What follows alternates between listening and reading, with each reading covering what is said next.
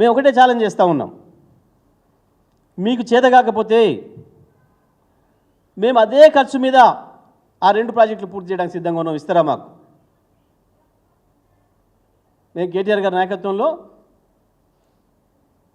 ఆ రెండింటిని ఏదైతే కొండపోచమ్మ సాగర్ నుంచి హిమాయ్ సాగర్కు ఉస్మాన్ సాగర్కు నీళ్ళు తీసుకొచ్చే కార్యక్రమం, అదేవిధంగా మూసి ప్రక్షాళన సుందరీకరణ, ఈ రెండింటిని కూడా 16,500 కోట్లతోని చేయడానికి మేము సిద్ధంగా ఉన్నాం.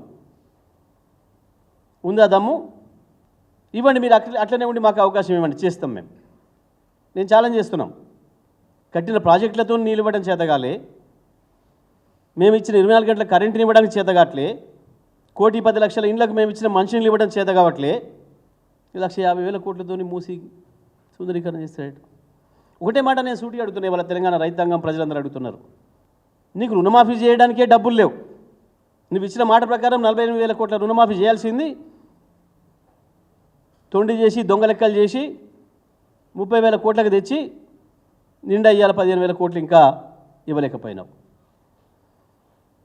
4,000 రూపాయల పెన్షన్ చేస్తున్నావు, ఇప్పటికి కూడా 4,000 రూపాయల పెన్షన్ ఇవ్వలేకపోయినావు. అదే 2,000 కేసీఆర్ ఇచ్చినా ఇస్తున్నావు. వికలాంగులకు 6,000 ఇస్తా అన్నావు, కేసీఆర్ ఇచ్చిన 4,000 కంటిన్యూ చేస్తున్నావు.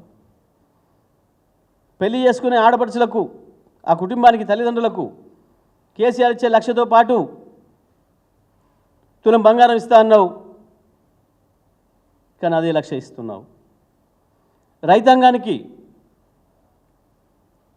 రైతు భరోసా ఇస్తా, రైతు బంధు కాదు, 15,000 ఇస్తా అన్నావు, అసలు ఉన్న రైతు బంధే ఉడబిక్కినావు. మొత్తం అన్ని పంటలకు బోనస్ ఇస్తా అన్నావు, ఒక్క వరికే కాదు, వరిలో పండిన ప్రతి గింజకు ప్రతి క్వింటాల్కి 500 బోనస్ ఇస్తా అన్నావు.